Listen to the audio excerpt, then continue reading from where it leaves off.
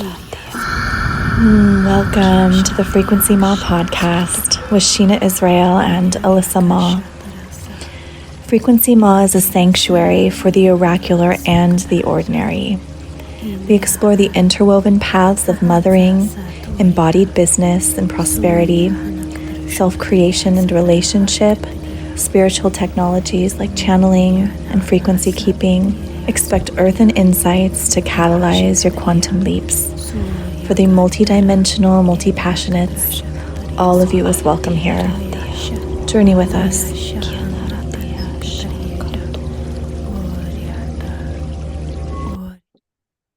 Okay, so just really briefly before there's any introduction, I still get a little like, oof, when that record button goes on. So I'm admitting to that right now and thanking you both for witnessing me and thanking everybody who's also listening for being here.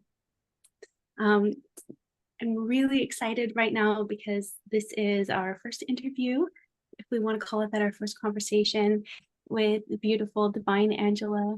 I know I have your bio here because you've sent it to me, but I feel as we've been talking, like without the record button, I just want to like speak into like what I see in you and being in your presence as like who you are right now. And that is not any kind of reflection on like what this bio is. It's so amazing. There's something more that is coming through you right now than this like stack, if that makes sense. Yeah. And so I'll begin with like our introduction, like how we met, which was through Alyssa and also through Instagram, like at the same time as I was connecting in with Alyssa through like the Healy stuff. I saw a post of yours. It was a reel and your voice was in it. I do not remember what you said. And I think I shared this with you when we were talking about what questions to ask, but it was this immediate like magnetic pull to your voice that I was like, I know this person. I know her deeply. I have to reach out. And I did. And I did it in a voice note, which was one of my very first voice notes. I was very nervous to leave a stranger a voice note, but I had to. I felt like the connection was through the voice and it needed to remain that way. And from there, it was just a breeze. Like everything was so easy and so beautiful. And I know that we've known each other forever. And in the same way, when I was first connecting in with Alyssa through her writing, it's like, I know this person. She is transmitting something that I deeply feel in my bones and I have to connect. I can't not. I would be ashamed of myself if I didn't. And I think it's that like internal knowing that is like keeps us together in some way, because we all live in different states. We're not near each other. I had the blessing of meeting you in person and seeing your magic in person, which is, that's what I need to get to right now. Is what I see in you is this, you're like this like light that wherever you go, you illuminate something, and then that light anchors in that place and becomes a beacon. And your location like so hums so well. Your place is like that. You call it a safe haven, but I can see that. I can see that that's exactly what it is, because it's whether it's through a smile or a good conversation or a new product or whatever it is that you're doing, you are bringing some kind of light with you, and it's so beautiful. And I feel that it's hard not to feel that in your presence. And that's, yeah, just really excited to have like your vocal current through this space as well, because that is, I believe, the connection with the Ma frequency that we all have, men and women, is just that familiarity that we are one, we are a family, and we love each other if we're just willing to open up to like really hearing in between those spaces of like the bio and the to-do list and all of that. So, right. Welcome. Oh, thank you so much, Sheena. And I just had a very similar experience with you and both of you. The transmissions that you were putting out which is so funny to think of just on Instagram, right? Like how we connect, who we choose to follow, who we choose to give space in our mind. And what was so beautiful was that both of you, Alyssa with your writings and Sheena with your voice, was just this like,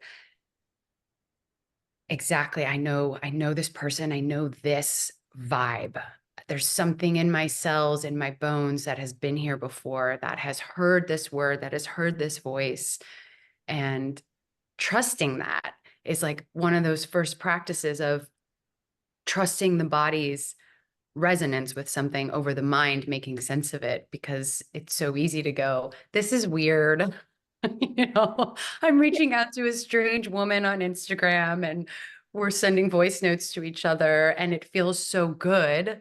And I'm enjoying this and I'm loving our conversation and it feels like we've known each other for centuries. And then the mind goes, but you don't, you don't know her. This is it. Not that it did that, only slightly, because I chose to say that doesn't matter. I'm going to go with it and just keep opening up this, allowing this relationship to already do what it's done many times.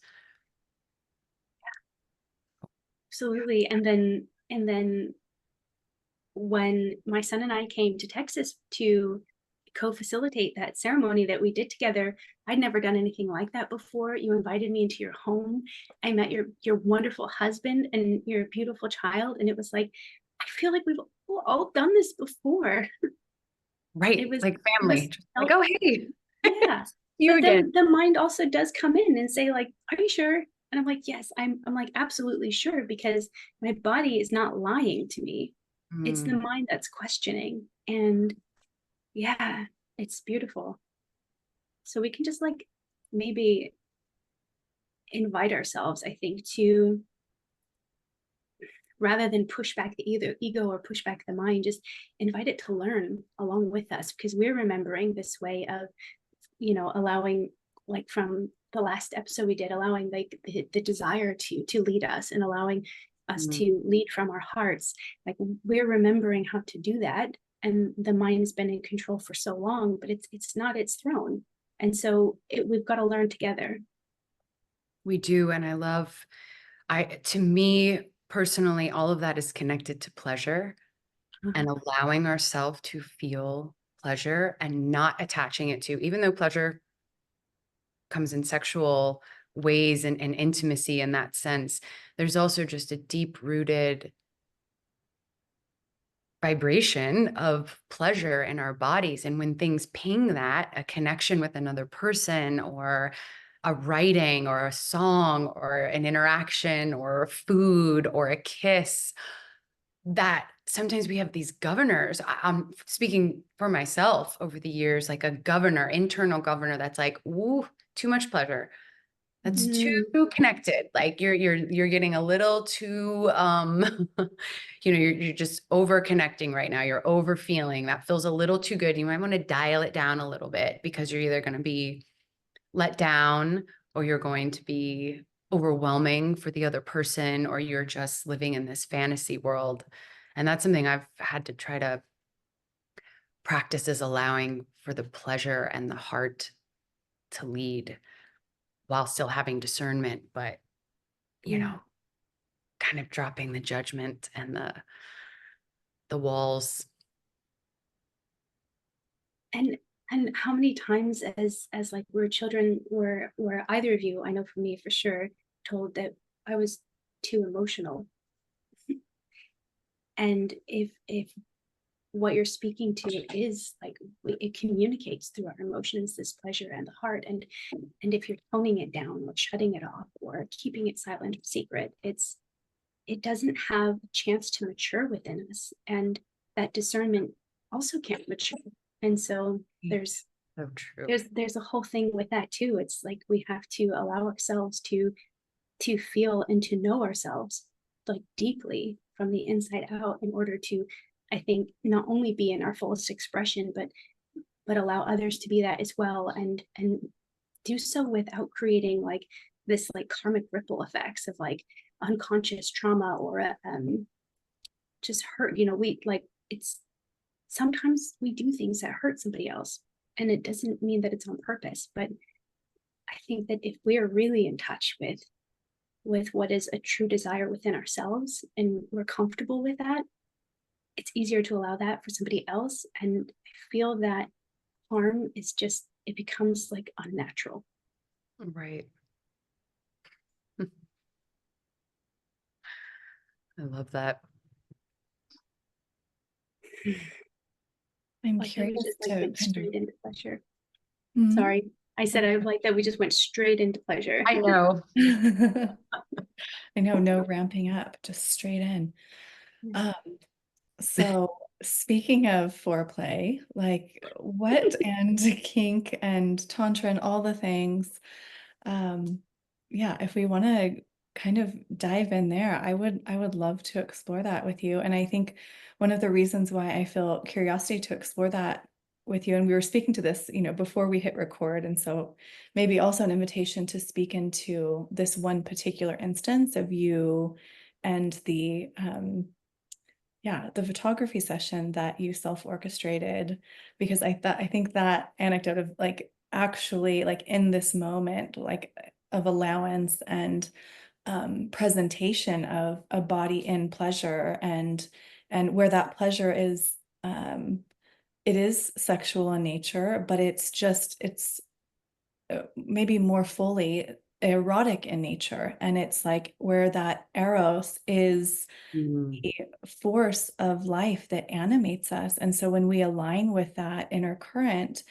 we naturally express in ways that are free and that are magnetic and yeah, that just radiate with all of our essence. And I got that transmission in this photo, and we will share this photo online.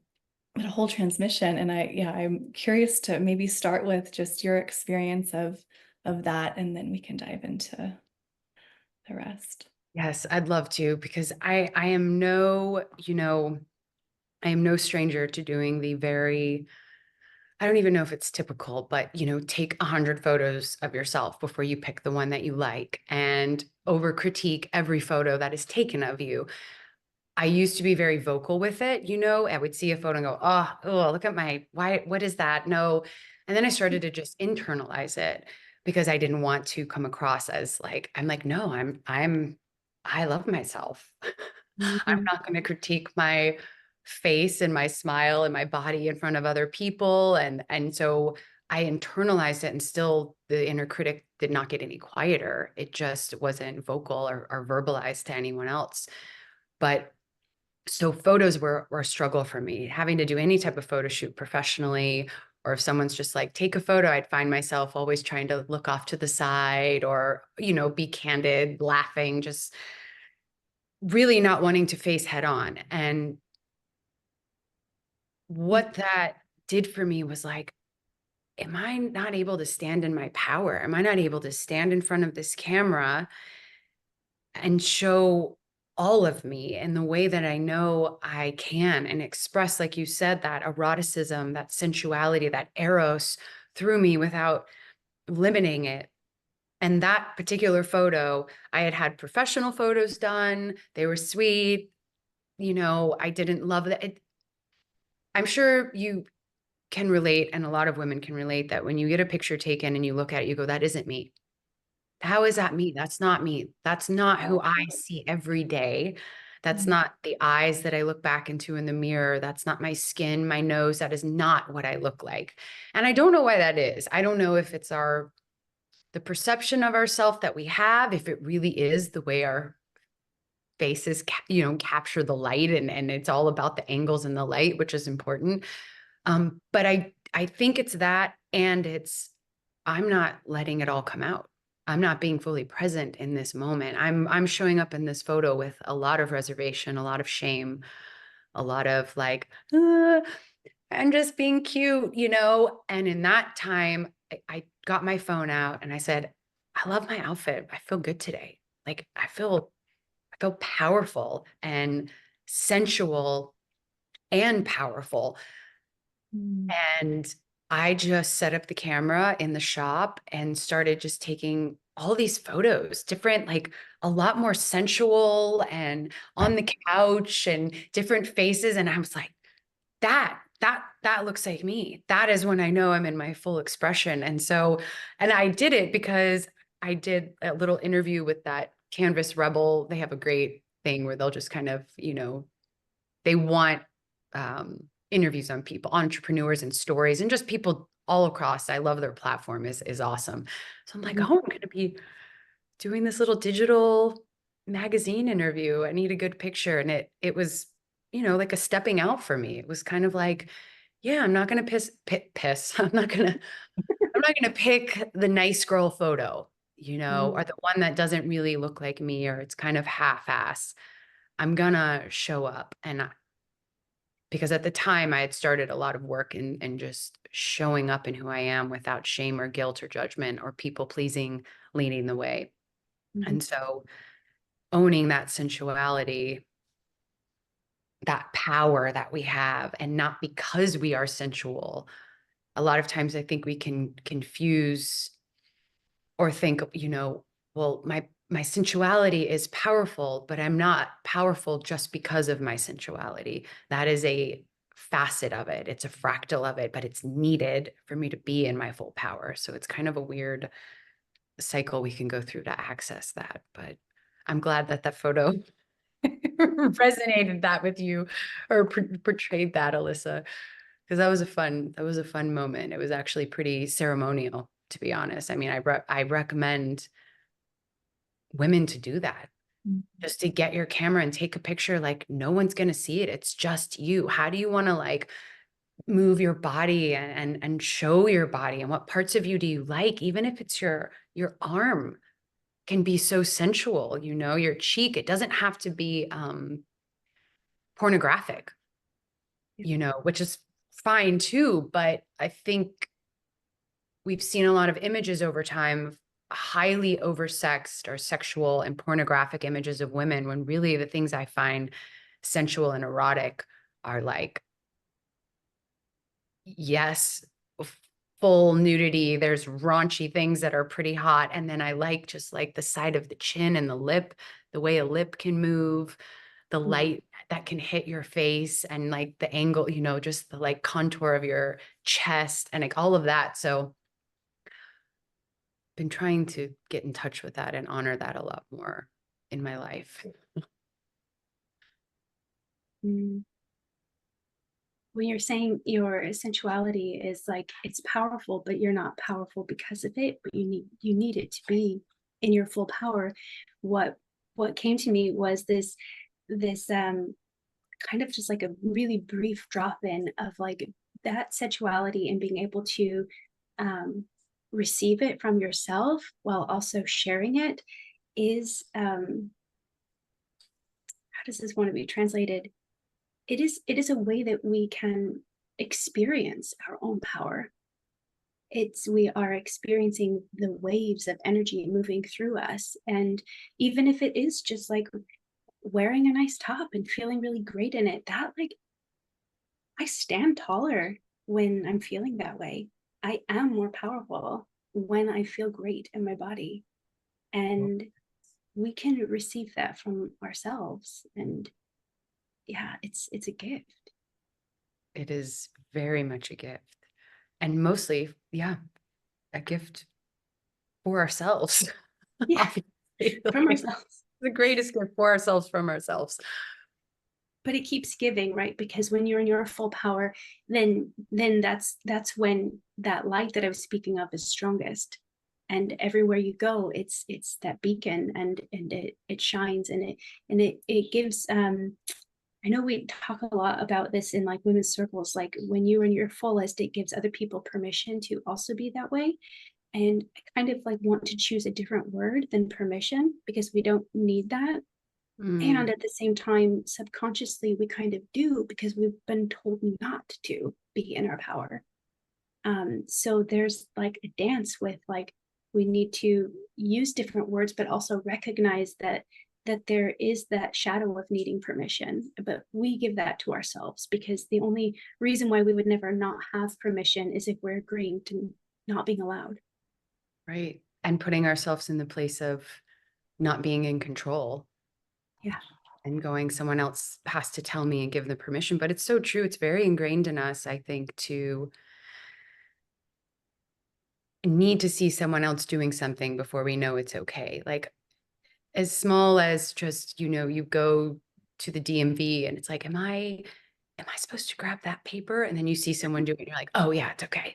It's so deep in us and all these different systems and ways. So just taking it to the level of, and I do it a lot in the shop, of just like people coming in and being incredibly vulnerable right off the bat, not in an overshare kind of way, but knowing that we don't have to have a surface transaction. I know you're coming in to either ask a question, look for a product, get a service, and I'm okay with telling you about what I'm going through that day and how I'm feeling, and again, not in this word vomit, listen to my problems kind of way, but just a truthful, authentic way while still being open and happy to serve and being there. And every time it just allows, it's like an allowance, a safety in the environment of like, you can take a breath and it's okay. You can speak what's on your mind. You can talk about the hard night you had or the thing you're anxious about happening tonight. And it's allowed for such beautiful conversations and connections here. Mm-hmm. Really, I live for that. And how like sensual is that really in your experience in your life, to be able to pause from the busyness of like unspoken rules and shoulds and how to behave in the world, and instead you allow that deep breath and you allow that pause and you listen fully with an open heart. And that's it's a magnetic transaction that is just like, it's opening. Yeah. Mm.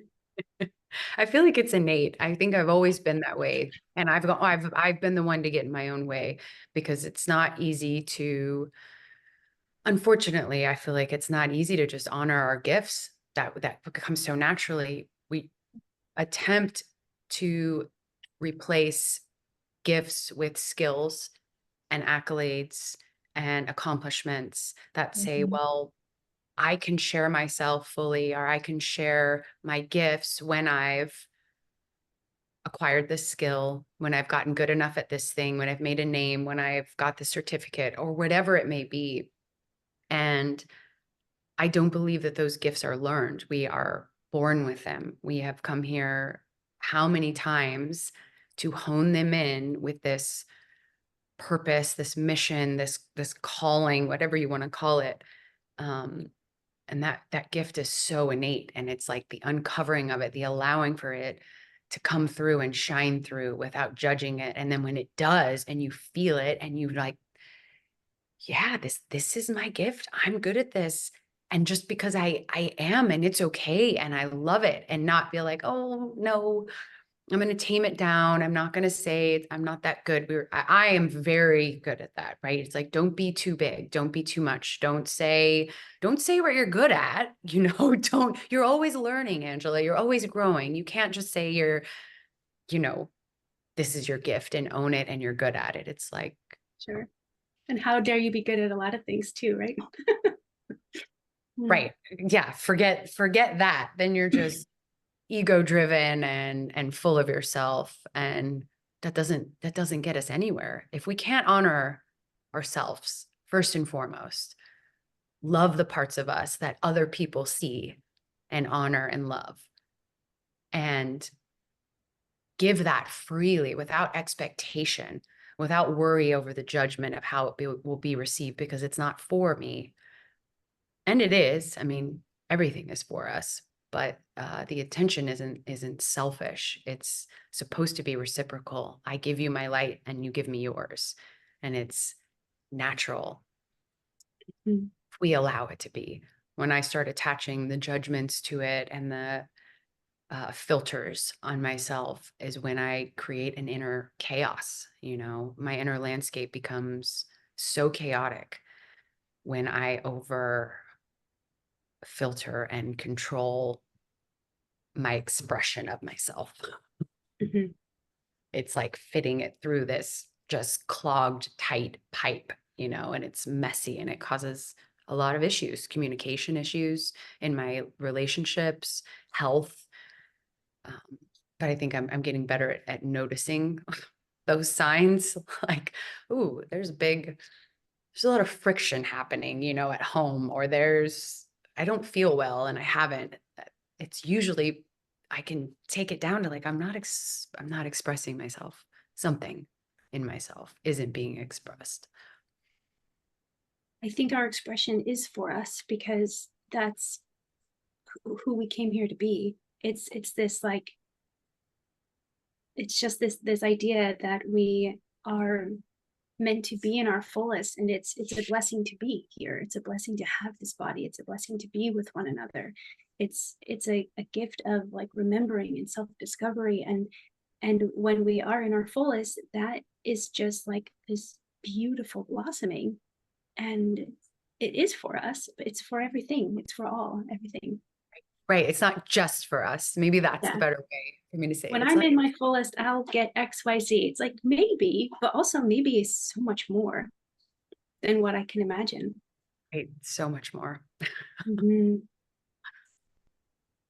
I have curiosity around, because I feel like there's this great weaving of like your own personal journey to embody and express more fully. And then there's also running a business and like holding that level of embodiment and like fearless, relentless commitment to being your fullest self when you're also trying to attract customers and trying to have a niche and all of the ways that we are told to in marketing and just how we construct our business to play to a specific template. And so drawing in and weaving newly within your business, and like how the birth of So Hum So Well aligns, and how the co-weaving of your own personal journey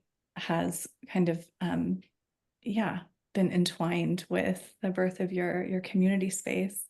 Oh, it's so entwined and it's still unfolding. And I still feel like a a child, the business feels like a child and I feel like a newborn taking care of a newborn.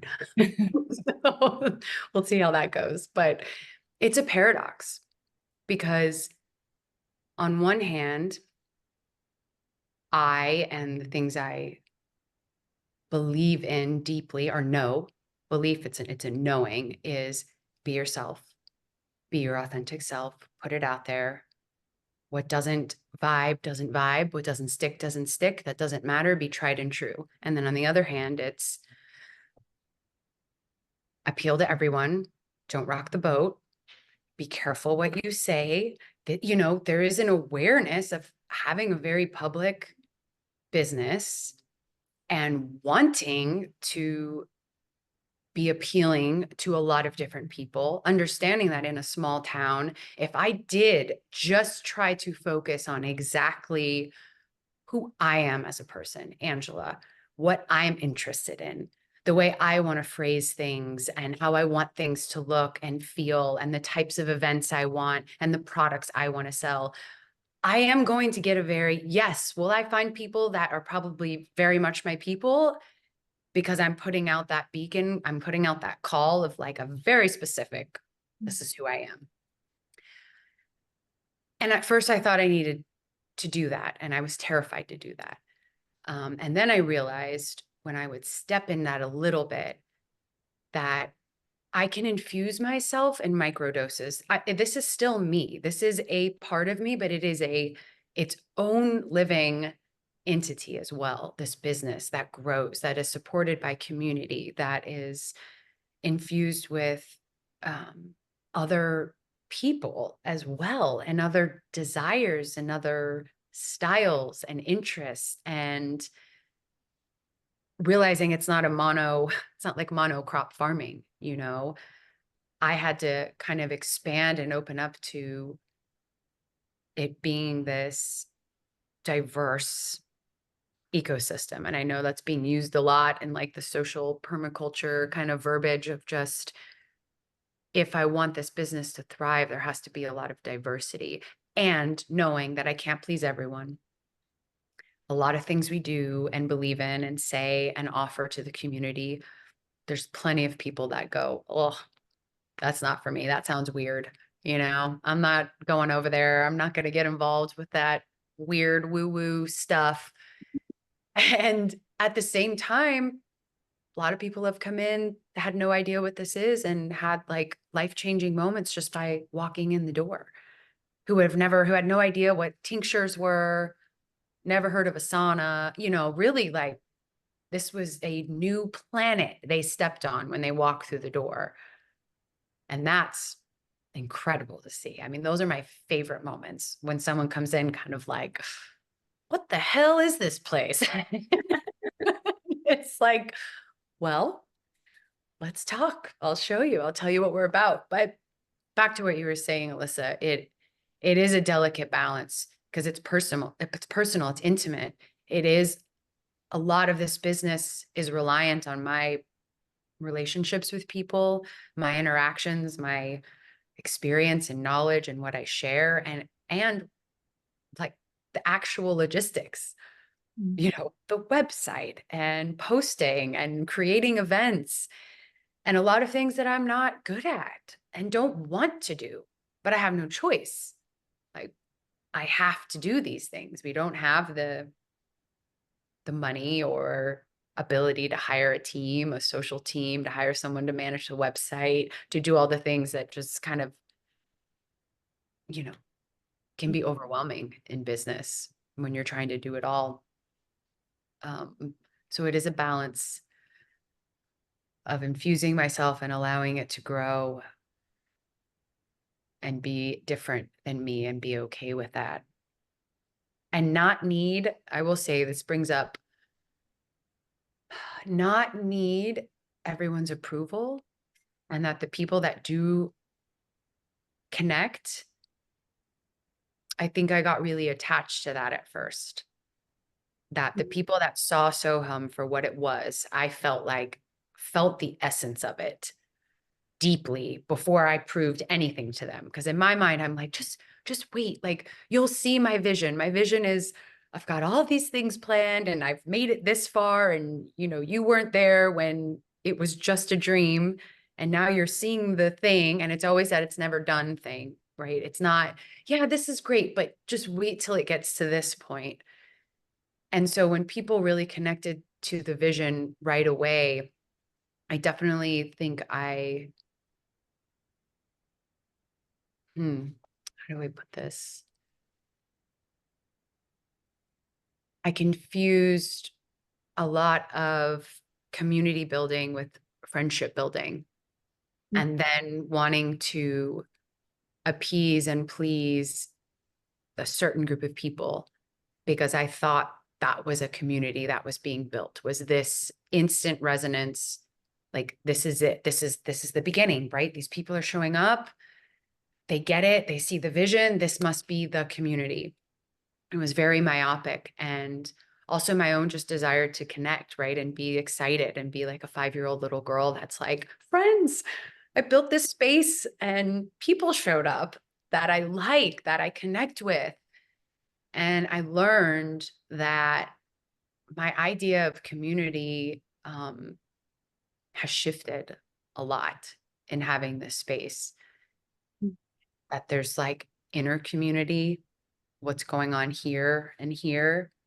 My family, the people that like I'm really building a life with, the internal system of my relationships and my close-knit family that matter, that need me every day, that my level of presence with them and my desire to go deep with them and to do the work and show up is first. It's me, and then it's them, my relationship with God, spirit.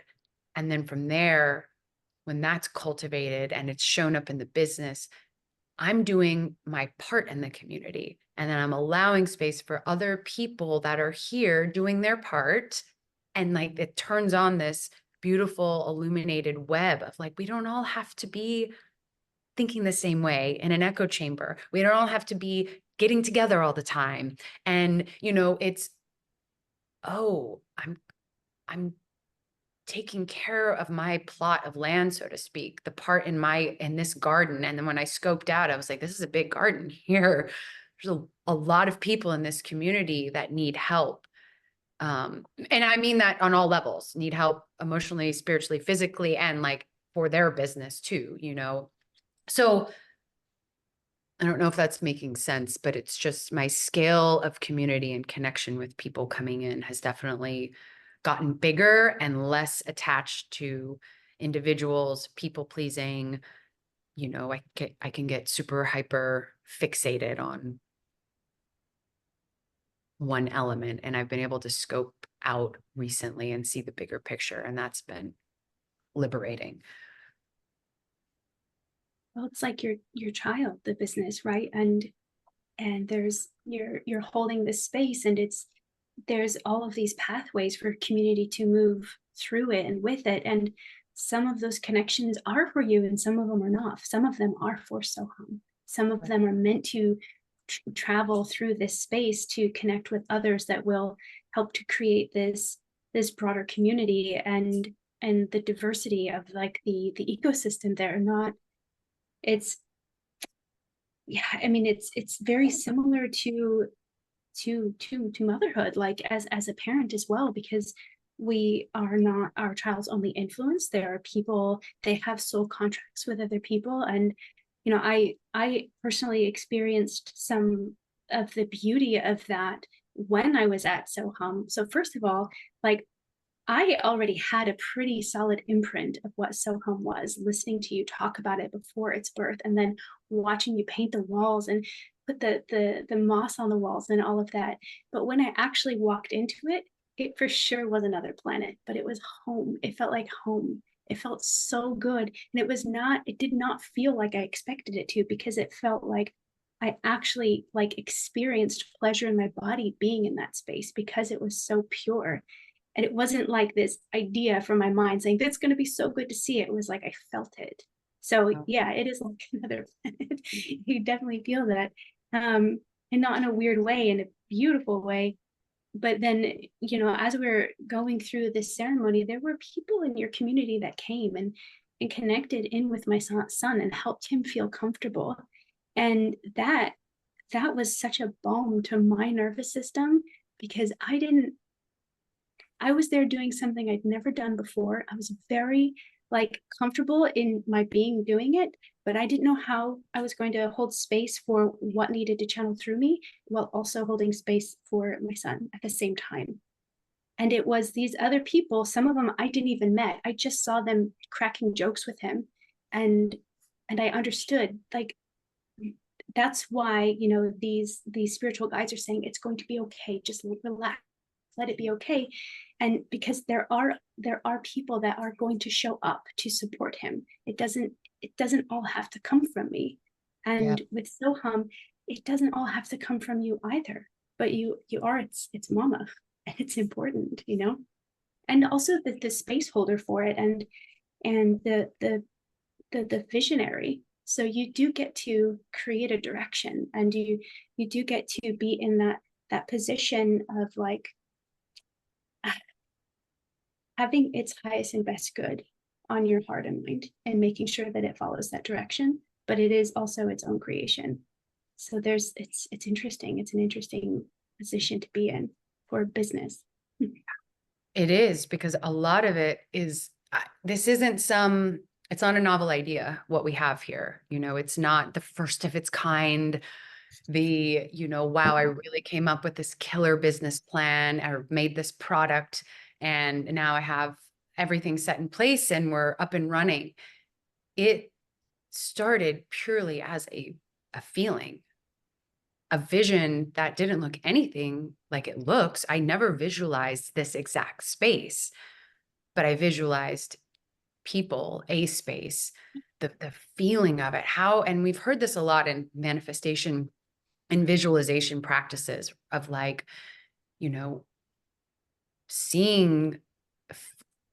tapping into how it feels to be where you want to be, where you're going, whatever that dream is. If it's a relationship, a job, a creative project, like future casting yourself and tapping into that part in the quantum where you are, I was, this is the feeling I want. I want to feel alive and connected to people. I want to be giving back. I want to be fully in my expression of artistic expression, my creativity. I want to be in community. I was thinking all these things and putting in the details as they came, right? The herbal part, the things that I loved, not because I thought it was going to make money or that was cool and this is what I should do. It was taking years of what I'd been drawn to, years of having those like wake up call epiphanies that you have in life, those creative bursts that you're like, I know it.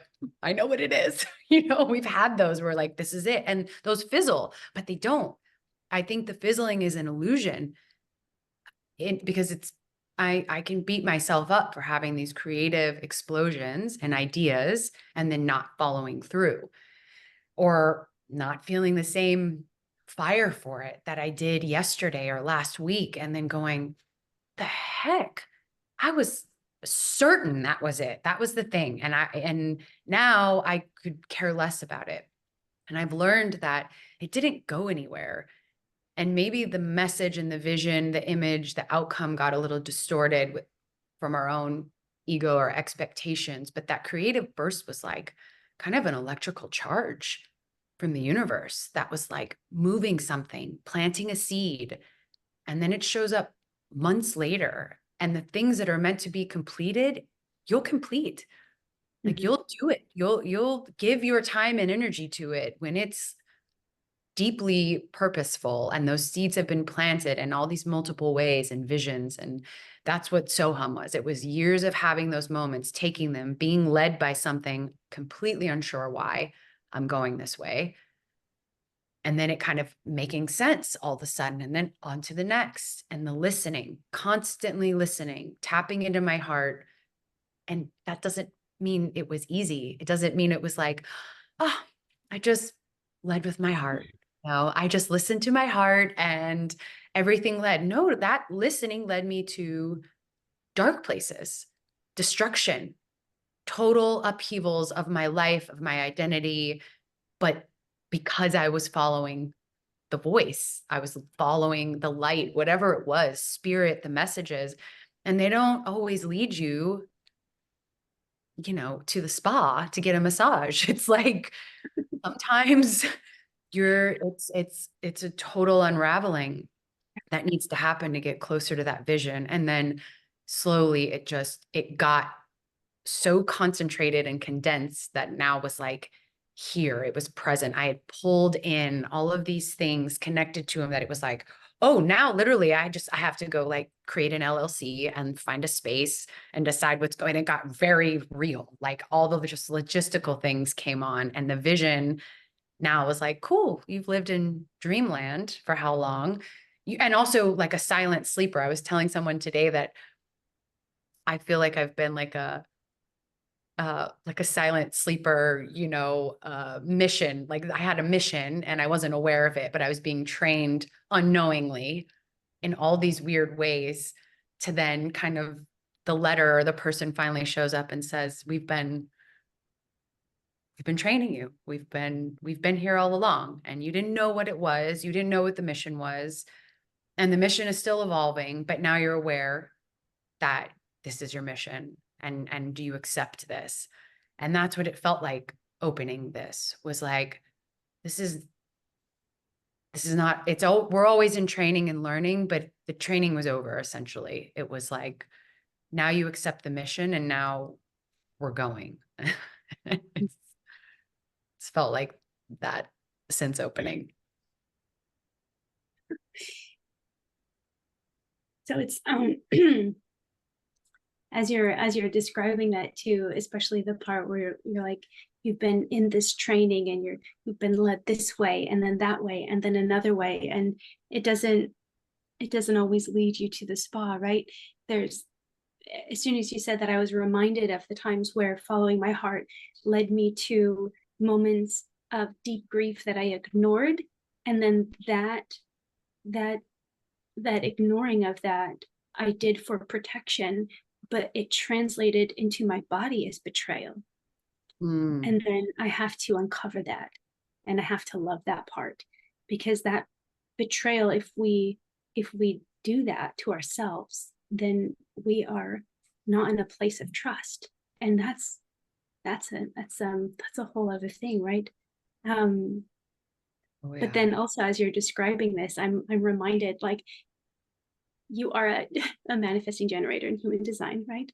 And Yes. like you're just describing like the actual like pieces of the lived experience of that. Like it's on purpose, and it doesn't make sense. It doesn't make sense to you. It doesn't make sense to anybody else, but it will come together, and then it will fall away, and then you'll do another path, and then it will come together again, and eventually everything leads to your fullest expression. But sometimes we are led in a direction that just feels so energized, and then when that flame is done, we're left with the wisdom.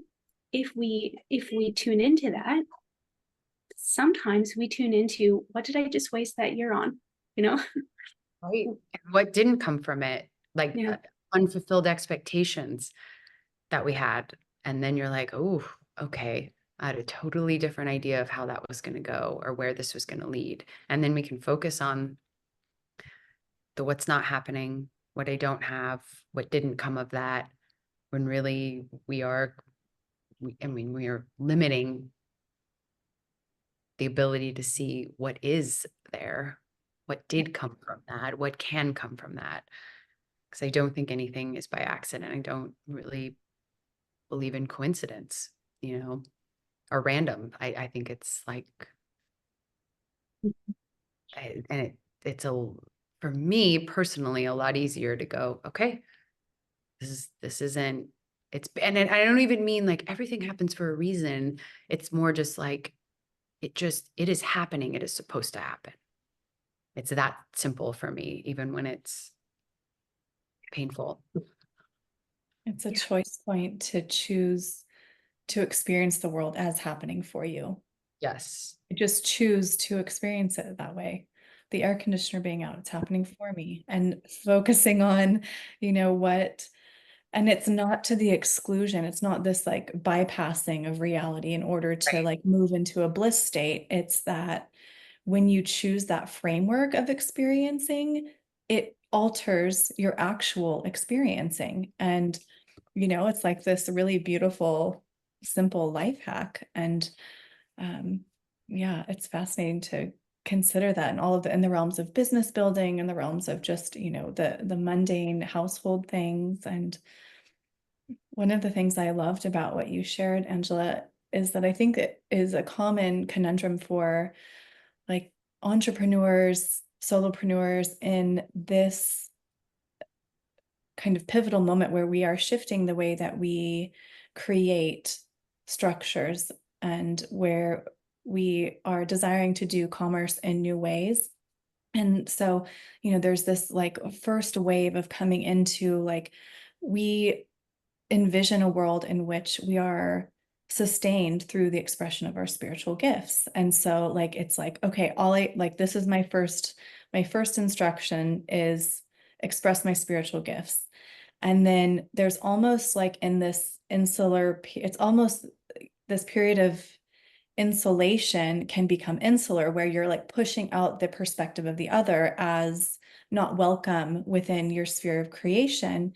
And so I love that you're speaking to this evolution of like starting in this space and then going, okay, this is bigger than me, and allowing in, so that it's creating a dynamism that is erotic. It needs the movement of eros needs the other. And so it's not to detract from the full expression of you through your business, but it's to understand when to allow in, like in that, the divine unfolding of moments versus, the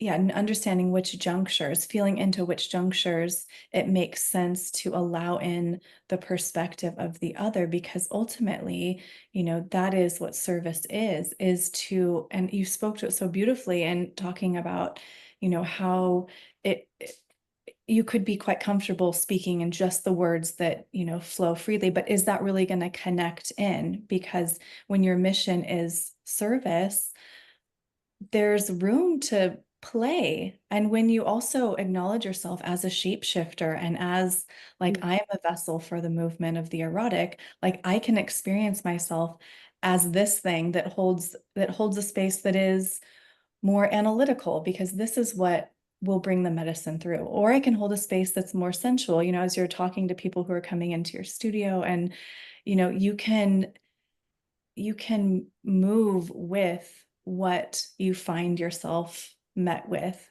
And that is authenticity. I think that I've heard people say that, you've reached authenticity when you're like the same person in every scenario. And I like to toy with that, because I love being a shapeshifter. I love experiencing myself newly in community, in this conversation, and then speaking to someone else, being a little like finding a different edge. And so, Oh, I love that so interesting. much. Okay. Have you taken the blueprint, the like kink blueprint test? Yes. Oh, the Miss Jaya's, the Yes. erotic blueprints. Yes. Yes. Curious, were you a shapeshifter? I was like equal, like sensual and shapeshifter. Or was it energetic? It's been many years, but shapeshifter was my number two. And so I feel like that's the superpower, right? Like It I'm like, is. I got the best one. Not to, I not was to- definitely a shapeshifter. There was like there was no nothing closer. It was almost complete shapeshifter. Wow. I remember taking that, and while diving into some sexual healing, going into kink through the lens of exploration and fun and pleasure, and knowing there was stuff to heal and address, and having no idea what was going to come up or be uncovered. And taking that test and answering the questions, shapeshifter as superpower. Yes, definitely. I was like, that is me. I'm the same Alyssa. I love different versions of myself that are still me at the core.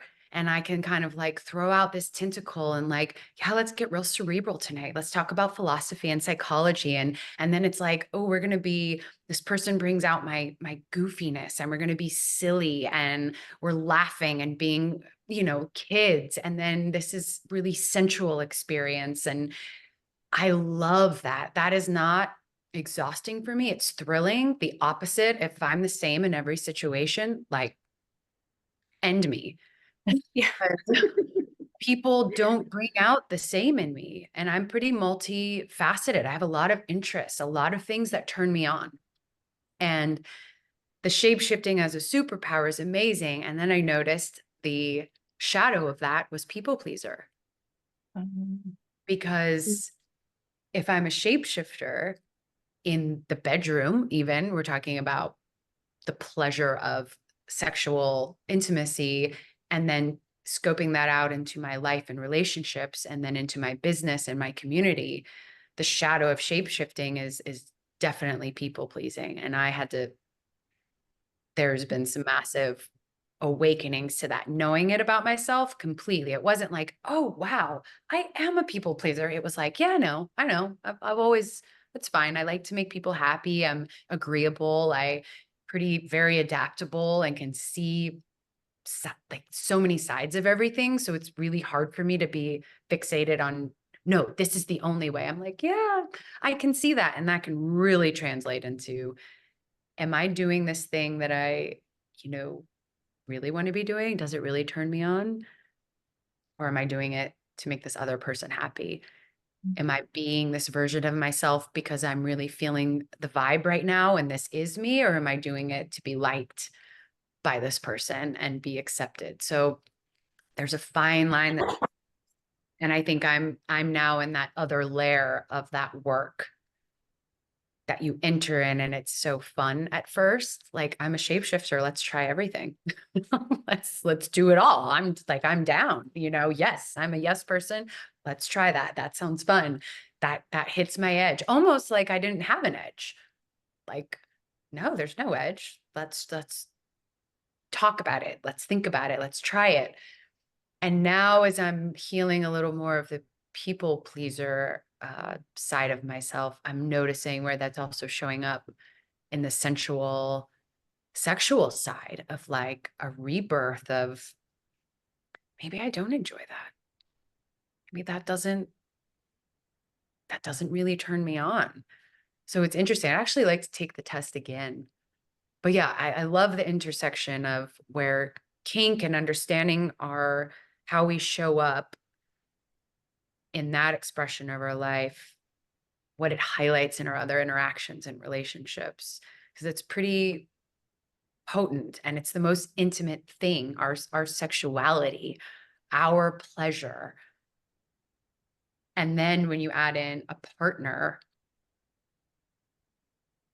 it's a total mirror, in a way, and the depths you can go and where you see your blocks and resistance is like Mm. Yeah, I kind of want to invite you to go a little farther with that, with the blocks and the resistance. How does that feel to move through? And if you want to, of course, just an invitation. But also, yes, I can imagine, it's different to move through blocks and resistance internally and with yourself than when we do so with a partner or in relationship. It doesn't have to be a sexual relationship, right? There is anywhere we are putting investment of our attention into in a relationship to grow, there is stuff comes up. And we can choose to move through it internally, and we can choose to move through it together. And through the scope of pleasure, what does that look like? How does that feel? Yeah, I don't even know how to phrase the question. I feel like you understand. Yeah, I think when you dive into the work, period, with someone, a friend, a partner, when you're saying, I want to show up and be vulnerable, I think for me, and maybe I could only know this looking back because I don't think I've always been aware of this, there has to be an acceptance that in your vulnerability and in the speaking up, speaking your truth, being honest, going deep, however we want to phrase it, that there is the potential that in this relationship, friendship, business partnership, lover, that it could not work, right? That the end of it, the thing we fear, the abandonment, the I'm going to be rejected, if that isn't faced and looked at right away and checked in with often, then there will always be a resistance to go too deep, because this is the thing that breaks it. This is the thing that if I speak this truth, if I reveal this is the thing where this friend walks away. This person rejects me, my partner can't hang, and we realize it's over. So facing that fear is like the first thing. And I can't say that that's like you face the fear and then it's gone. It's just facing it like you sit with your demons. Let's sit down and talk about this. What am I really afraid of? Am I afraid of losing this person? Why? Mm-hmm. And letting that go of like, if I speak my truth and it's not received, then okay. And that's not an easy process or an easy thing to do. And so I think a lot of my resistance does come from the fear of being rejected, not seen in a truthful way, received in a distorted way through their own projections and lens, and then them thinking something of me. And that goes back to the please love me, please like me, please see me in my truth. Mm-hmm. And it is, It's a delicate dance, but the only way to know if someone can hang with you, if someone's going to be there and go, I hear you. Yeah. Okay. Here's my thing. This is how I feel about that. And then you receive it. And then this is like beautiful back and forth with space in between. Because sometimes we have these intense conversations or things that need to be expressed. It doesn't need to be fixed and received right in the moment. Like give it space, but the people that will stand by you, that will go there too, that will use that as a tool and an access key to get into their own inner deep shadow tantric self, is because, like we said in the beginning, you've allowed it. You've created the space. You've shown, you've modeled it, like we do in parenting. Like, okay, we can say it 1,000 times, but if they're not seeing us do it, it's not going to stick. And it's that way in communication. So those people will stick around. The ones that you go deep with, and then they match you and they come back, it just keeps coming back. And the ones that don't, they leave. And that can be hard. It's not, no part of me is like, the ones that need to go, screw them. And like, that can be incredibly painful when you realize that this friend or this partner can't hang. They're not there with you. They don't want to go as deep. They don't want to get as vulnerable. They don't want to change. Yeah. And then you're like, okay, it's me. It's only me. And I have to be okay with that. But then it invites those people that do want to go there in. And that's like the most erotic relationships you can have. And I love the idea. I just love Eros. There's been once I really tapped into what like Eros was and is, I think I want to access that in all levels, in all of my interactions with myself, with others. Yeah. It's like the most flirtatious energy of life, which is incredible. So I don't know if that answers your question. Yeah. I mean, it wasn't so much a question anyway, right? Just an invitation to explore, and it was perfect.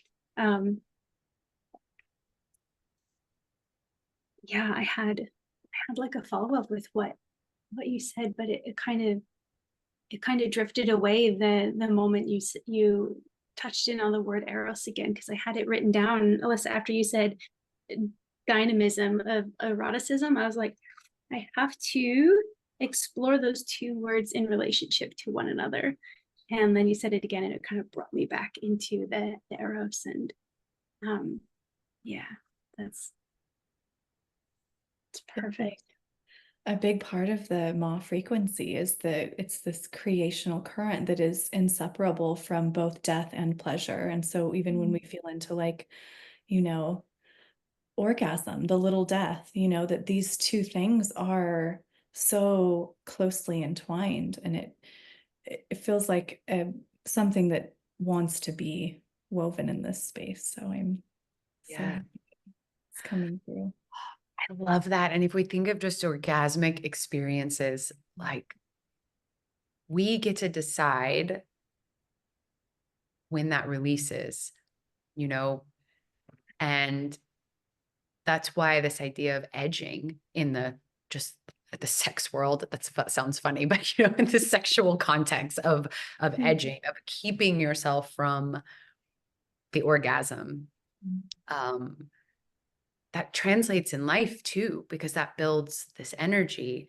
It creates this like titration with pleasure and reservation, and you're like building and building, and that there's a very flirtatious and intensely pleasurable feeling from that. Not in the way of constriction and punishment, right? I'm not going to let myself get to this point because that's bad or that's shameful or, oh, that's a little too much. It's like, no, being very intentional and knowing you're in charge of towing that line of pleasure. And so you can stretch out that orgasmic feeling in life and the way we interact with everything a lot longer than we think. And then we choose those moments for it to just release. And then there's a contraction after that, right? And that's the death. It's like, ooh, sometimes we find that after that release, there's like like, oh, even I know back, in the day with sex, there was always like shame after an orgasm. You've just released and made all these noises and convulsed, whatever happens when you have an orgasm. And then all of a sudden you're like, I don't know, but I love the laugh after. I don't know about y'all, but it's like, there's always seems to be a laugh after that release, because it's kind of like, ooh, we went there. We just like, Yeah. And so out of the sexual context and how in life, when we do that, and this is the moment of release, the moment I allow myself to really connect with this person, the moment I allow my voice to be heard or my art to be seen, the contraction is real. The like, should I have done that? Did I say too much? Did I hug a little too long? Did I get too excited? Like, and it can show up in just ways of life looking a little dimmer or glimmer the next day, because we've had such an explosion of experience, of connection, of pleasure in any context, that for myself, I sometimes experience the downside of that. And I'm learning how to go, that's inevitable and that's okay. And that downside is actually the beginning of the next experience, which is really exciting. Yeah, that downside can kind of also be looked at as like, the dark moon, and just like going inward and experiencing the falling away of what was just released, or just even rest. And when you were talking about the feeling of rejection or worry about that, whether or not, if you go deep and somebody's not going to meet you there, of course in any relationship, but there's this thing that I connect with often in myself, is a tendency to then wonder, was I too much or not enough? And they're the same frequency, really, because it's about, if I am being in my fullest and then they can't meet me, then they're not meant to, right? And that is, it is then the highest and best good for all of us to understand that and know that, and bless each other for the experience, and thank each other for the experience, and move on with the whatever experiential wisdom we gathered from those moments, or from that time or experience.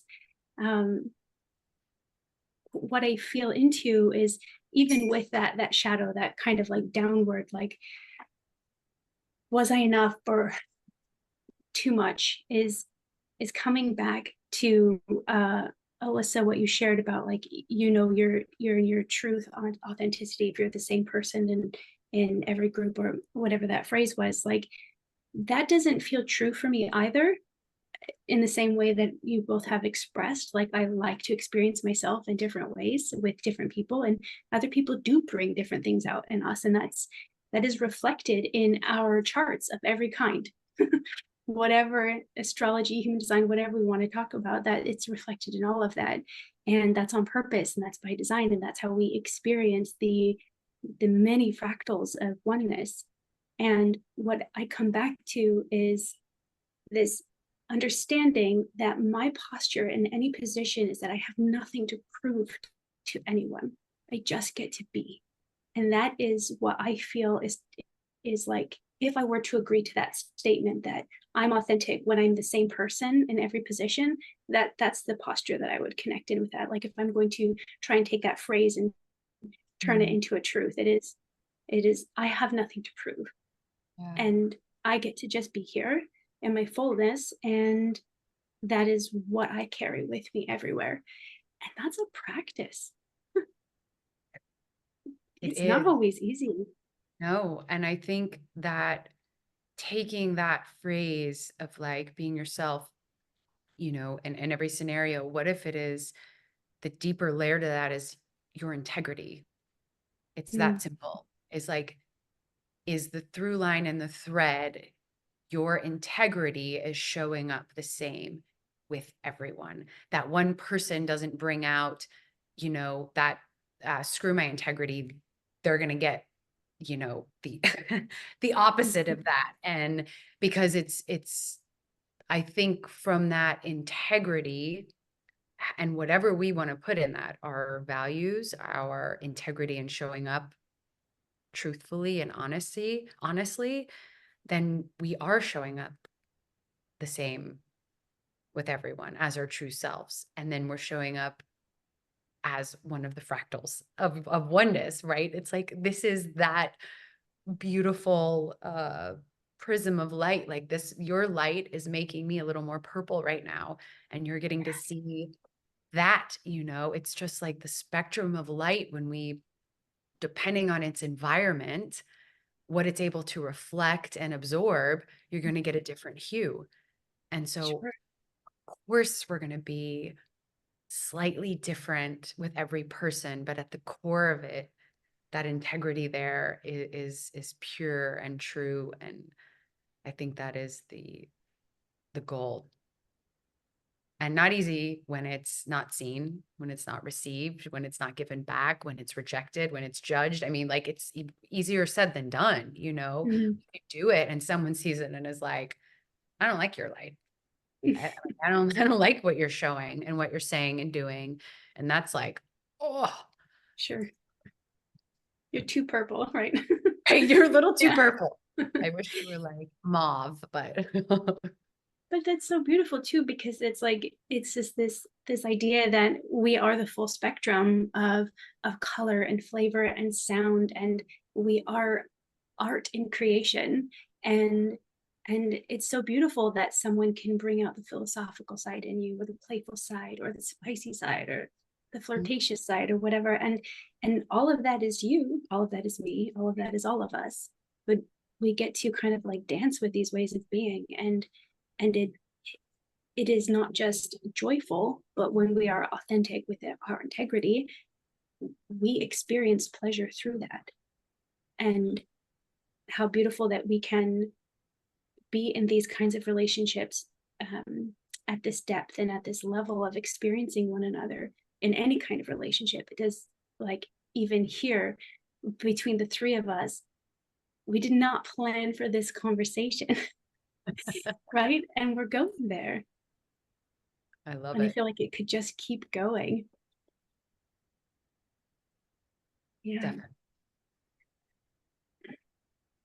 I'm curious, Angela, if you have read Carolyn Lovewell's, she changed her last name because Carolyn Lovewell's Existential Kink, this book.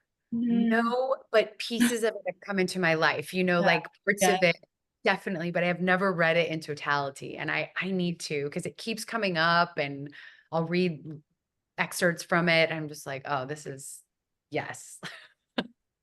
It's been It's like coming one into of my the field as rare- well. I'm glad you brought it up.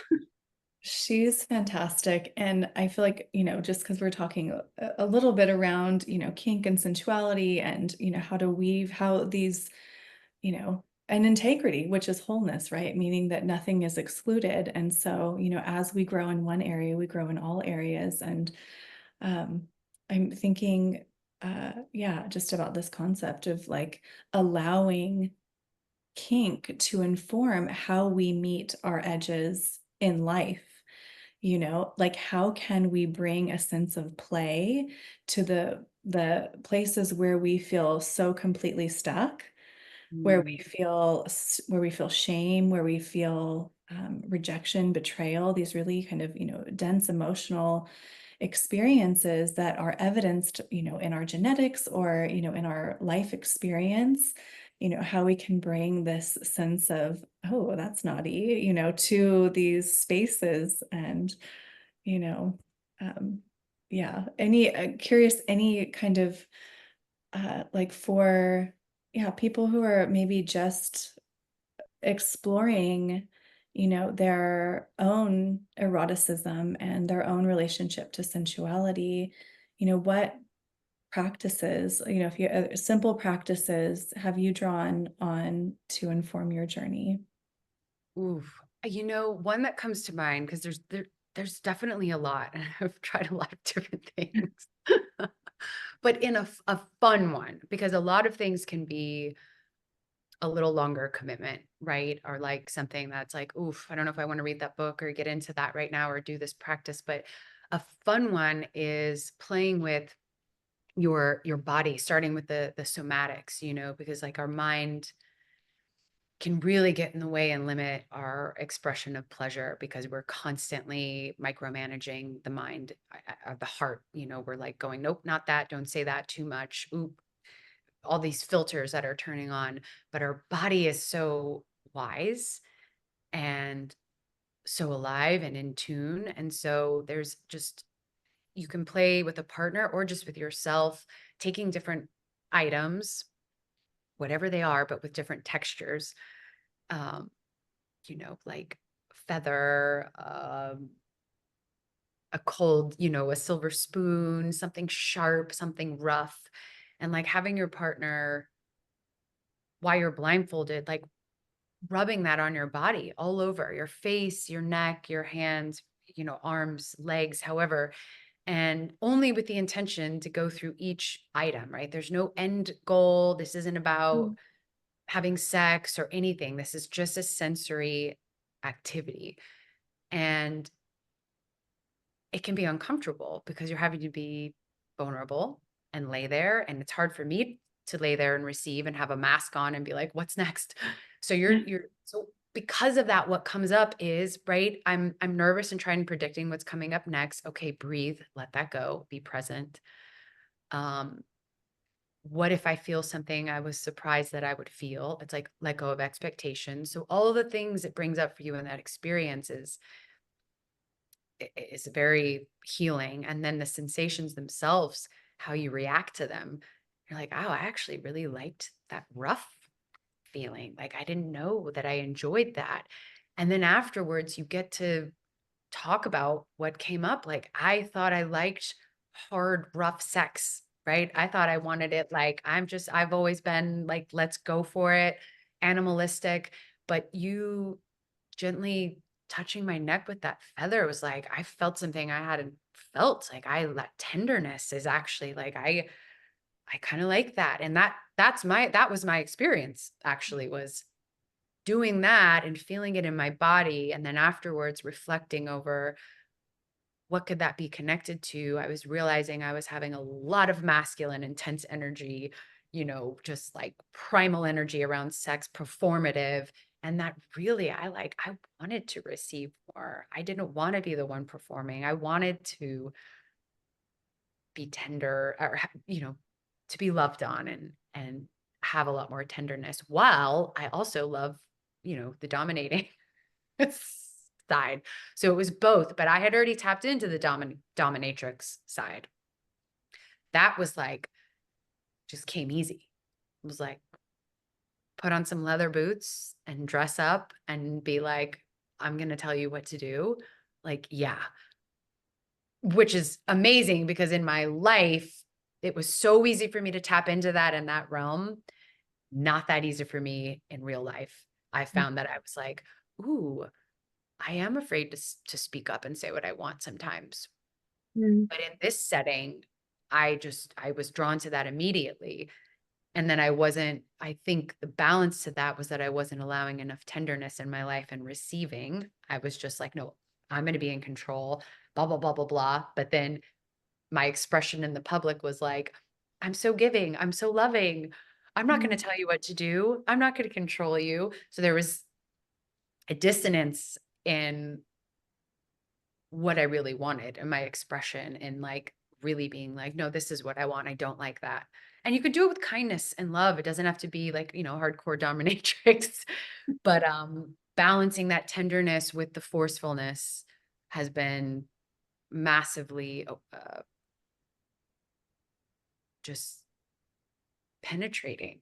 I mean, honestly, it's kind of a funny word to say in this context, but opening parts of me that I didn't even know were closed. That would be a fun practice to start with. Wow. I'm feeling into the importance of trusting in your partner as well as trusting in yourself. For something like this, especially as you go farther. And You can also, do it on yourself too. I should have said Mhm. that more at that. Like, it doesn't have to be a partner.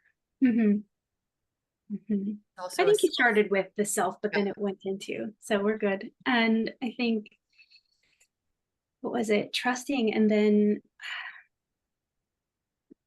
expectations to like maybe not have an end goal. It's an exploration.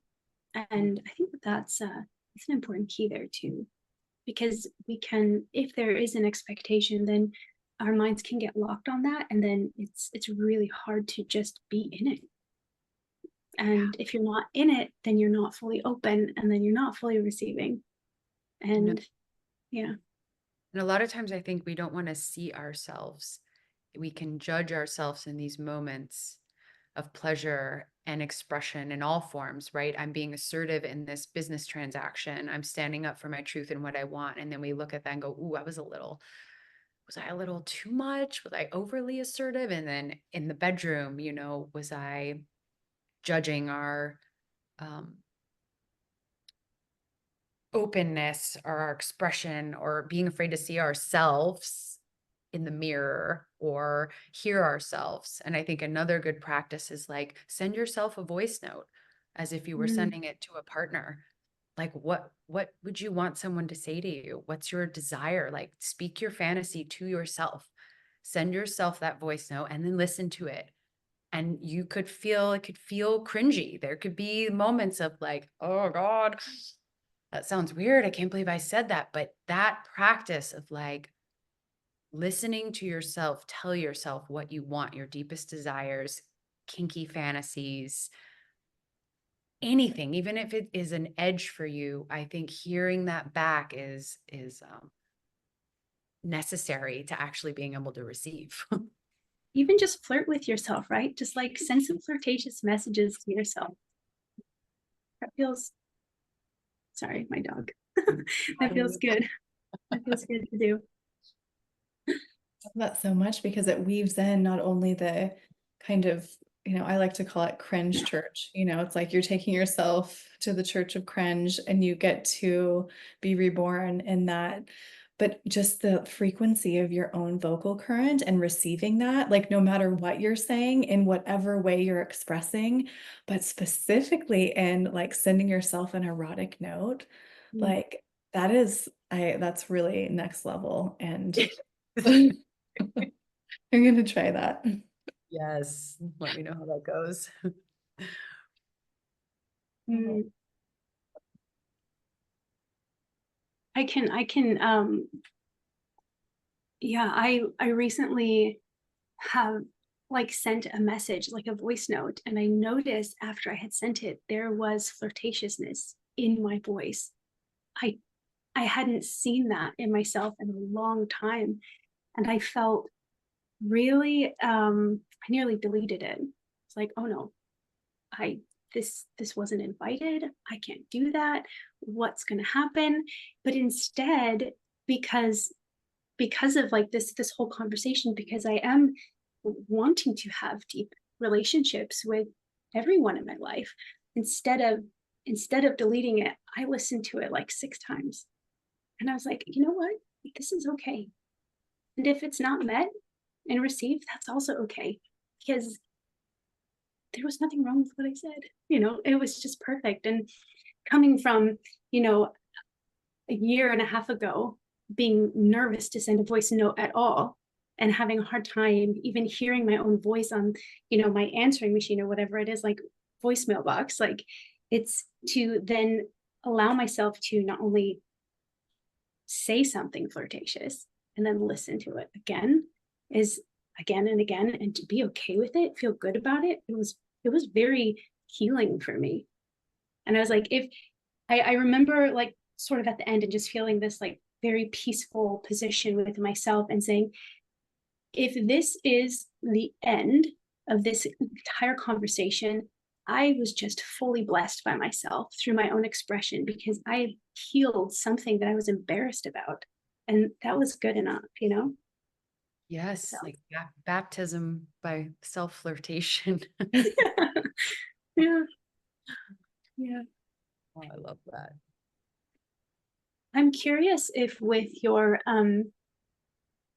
music and as like a vocalist and a voice actress, and also someone who uses like sound as medicine, like how has, I mean, we're just really on this like kink theme, so like how has this translated into, or maybe not translate, how does it carried over to your vocal expression, your channel? Because for me, music is extremely somatic. I can feel it. I think that's true for everyone, but maybe some of us hear it a little differently or feel it a little differently. And um, my own brief background as a vocalist is that I can feel the notes in my body, and it was really hard to describe that to like the people who had led the choirs or whatever it was that I was involved in, because they would want something from the group of people, and they would say, well, Sheena just has this gift, so we're going to let her set the tone. But I couldn't do it unless I heard it, because I could feel it in my body, and then I can match it. It is a resonance thing.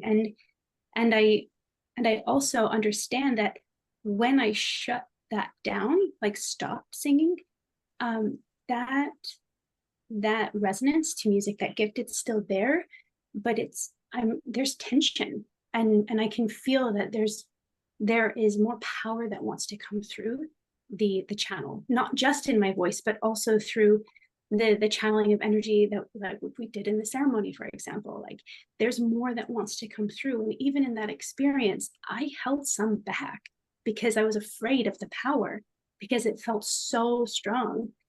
And and I have my own journey with that, of course, and it's beautiful so far. But I wonder, for you, how has like playing in the world of sensuality affected your music? It has reopened it. Mm. It used to flow so freely. I experienced music and a lot of like the, synesthesia, like where there's like, I feel like I can smell colors and hear, scents and all of Mhm. that. It's very like when I hear a note, I see colors.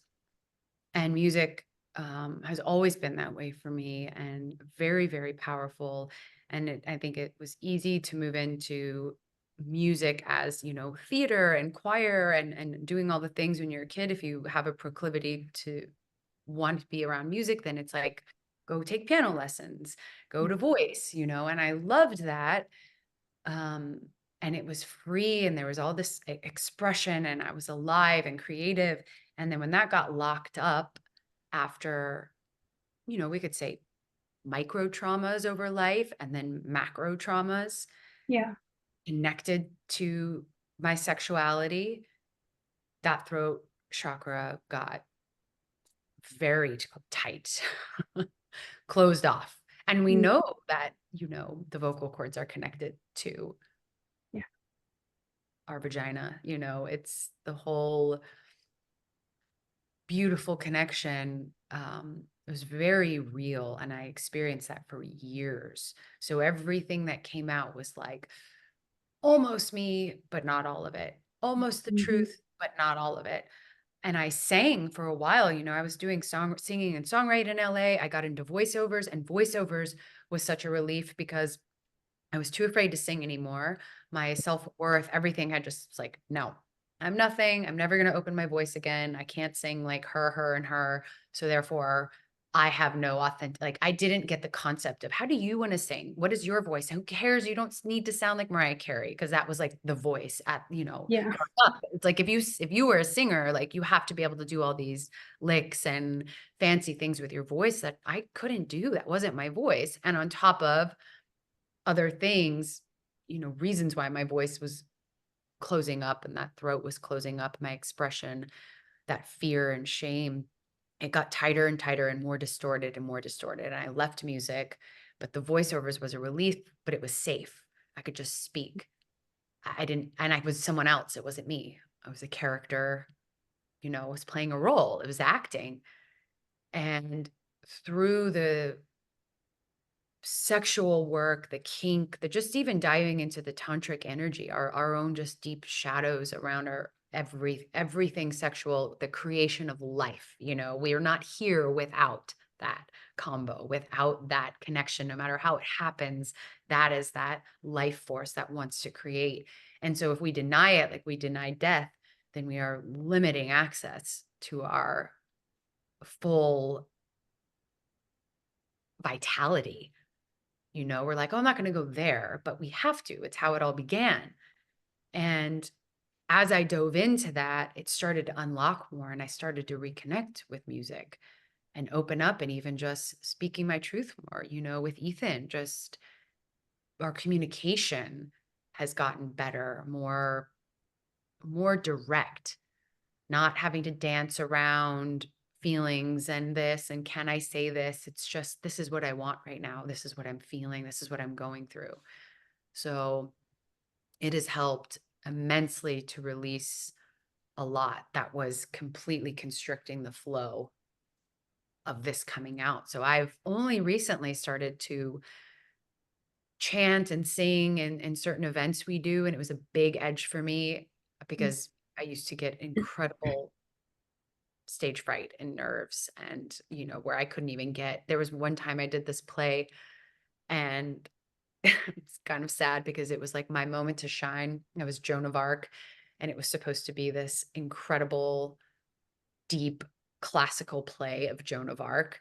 And I was very excited about that because I went to a musical theater high school, and although I loved music, I wasn't that big into the musical theater. I still love it. I can appreciate it. I love Phantom of the Opera growing up. It's great. But me personally, I didn't want to be a Broadway actress. I wanted to act. I was like, give me the black box theater. I want to get real. We have to make sure there's tears. I want to go deep. And I thought this was going to be that experience. And they turned it into a musical. And they wanted me to sing, and they wrote all these songs for it. And it got super cheesy.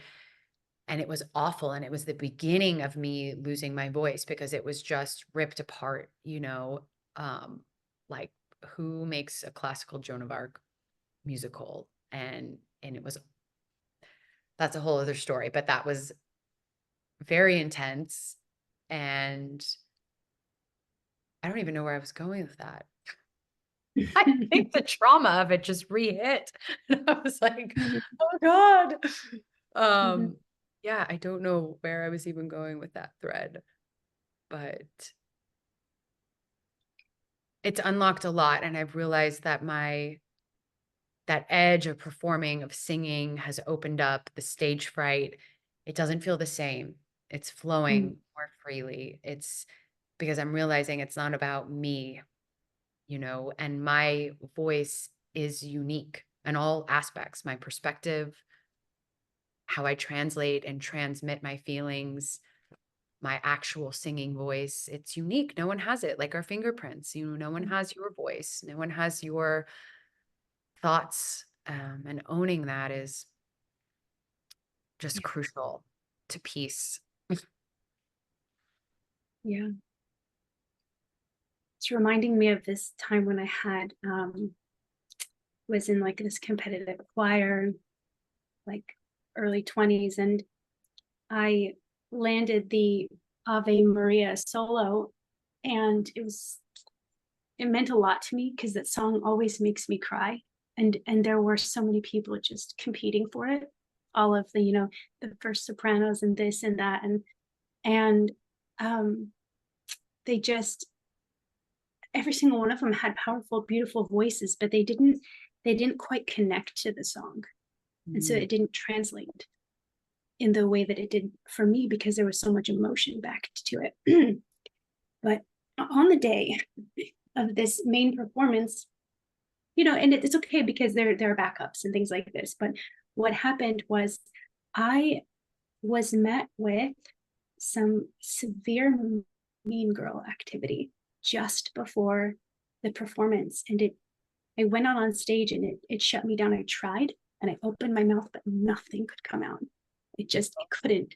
And it was like, was beyond humiliating. I wasn't embarrassed. I was like, what just happened? I feel like I just got decapitated. It's like I lost connection. And that was like that final straw. I quit that group, and that was the last performance group I was in. And it was that a bond of sisterhood that I thought was sisterhood, but it wasn't. It was competition. And it broke my heart, and I left.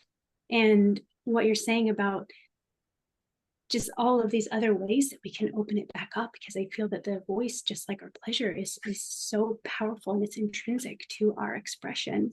I'm beginning to welcome that back into my life again, and understand that it's okay if I can't hit that note anymore. It's a muscle. Maybe I will one day, but that's not the point. The point is to feel safe to express. And I'm the only one that can provide that safety for myself. I have to trust that it's okay. Yes. And I love what you said about the competition, because that really hit when you said that, because the frequency of competition will shatter illusions and facades. Because if someone is coming in with the competition, if it's both people, it won't last for long. The truth, what's really there, the illusion of this connection, of sisterhood, of trust, of whatever's happening, will get shattered, because that is not a regenerative frequency. It does not want to work with you, to support you. It wants to beat you and be better than you. And so it's devastating when you go in and you're going in with the openness and the trust and the love and you're in it for me and with me and you support me, and then you find out that someone else isn't. And a lot of times it's subconscious coming from them. I don't have a lot of empathy. I've had a lot of competition in my life. Like personally, I have put myself like, I've got to beat this person, and I'm going to be better than her. Or, am I, more of it was comparison. Am I better? Am I this? Am I enough? And the competition that can come up from insecurity. So a lot of times we're conscious of it, and that's scary. If we're conscious of it and going forward with it, like that's something to check. But I think most of the time it is deeply subconscious in people, but it still has an effect. It still shatters everything. Yeah. It's still heartbreaking, but I also understood why it was done. It was just this other person that really needed the validation from family and friends. And that was the way she needed it. And so there was like this, for me, it's this moment of like, I can't be mad at you because I get it. Yeah. But also I wouldn't have done that. Yeah. Also, I'm going to go cry, but it's okay. Yeah. Did you have to do it in front of, 800 people kind of thing, Well, that Joan of Arc thing. So when we first sang the first night, and I was terrified and having to do all these breathing exercises because I could not calm down to sing, because I thought it was ridiculous. And when it got received, thankfully they said the acting was great, but the musical element, it was not received well, from the school, kids at the school. And when I heard that and heard what they were saying, there was no way I was singing at that next showing. And we had to record my voice. So we did a recording of the song, of the whole play. I had to sing it, and I lip synced the rest of the shows, which was awful. It's a small theater. Like, of course people could tell, but I could not get my voice to open. I couldn't get a note out. And I knew that. And I immediately cut it off and said, I'm not going to be able to sing. We're going to have to record. It's the only way I can go forward. And they were sweet. It was high school. So they, were like, okay, we'll do that. But I took away my expression. And that unique expression, with it being a little different every night, I took away the emotional connection, because I was deeply connected to Joan of Arc. This was like life-changing. The fact that I got this role, like you said, you auditioned all these other people, but something in the frequency of you showing up and your connection is what resonated and what made them go her. And it was the same for me. There's no way I should have got this role. I was young. There were seniors, juniors going out for it, but I showed up with the most. I was in it, and I just cut that off for me in the middle of the show and didn't allow it to flow. And that showed up for the rest of my life, years. And every work I did, every relationship, it ties back to the block. It was just, and it's, when we look back at those things, I don't know about y'all, but sometimes I look back and just go, how is it those things? Yeah. Seemingly trivial moments in our lives that happen and add up and just tighten everything a little bit, close off, distort, shift until you're like, who am I? And they're supposed to, like, thank God for them, but they don't have to be massive traumas. And for some people they do, but a lot of times it's those little things. I think there's something beautiful in the path back to recognizing the wholeness that is unshakably so, that is, inviolable, that we just, we need to not deny that our wholeness is ever present and unshakable, but that we can, there are multiple pathways to, restoring oneself to that like inner template. And, specifically in the practices that we've been weaving in the space of this conversation, that, vocal exercises, whether it be through, it doesn't have to be the yogic path, that's the one that I'm most resonant with, but exercising the vocal channel or softening the cervix, like we can open the voice through a practice of self-pleasure and softening the cervix and bringing feeling back to places that are numb. And there's not just a single pathway to that, multifaceted opening. And I will never stop being in wonder at the miraculous technology of the human body and how we can, move in bliss, in the orgasmic field through these spaces. And not to say that we're not feeling the very dense experience of shame and betrayal and pain and deep traumas, but that also at the same time we are carrying with us and being fed from the future, being fed from the past, through this orgasmic field that is our birthright. Yes, and that consistency. Like when you're attempting to use your voice or soften the cervix, or you're trying these practices and it doesn't work, like, I didn't feel that. I still feel numb in whatever capacity, emotionally, physically, spiritually, to keep showing up in that practice, keep evolving it, because it doesn't just open at one gentle touch. It's not just like, oh, it just needed this one little chord struck and now it's gonna explode in full lotus. It takes time, and the consistency and commitment and devotion we have to ourselves, to our own opening, is the only thing that will allow it to grow. That's not the practice itself. It's not another person. It's not any title or thing or experience. It is just the devotion that we give to ourselves, to not stop, to be consistent, to always come back to that. And then one day you do have those moments where it feels like one little stroke is what rocket ships you, out of the universe. And it wasn't just that, it was a lot of micro caressings, and that devotion is everything. Yeah.